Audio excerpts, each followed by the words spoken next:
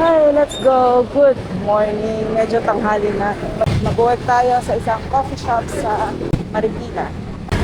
Limit ko yung mga pinsan ko.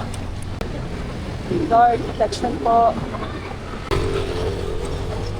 Tignan mo yung lubak na yan. Ayan, grabe. Ang lalim nun. Pag di mo yung nakita. Grabe yung init, mapanakit na siya. Ayoko rin tumutok. Kasi I wanna see the road. Kung meron mang butas.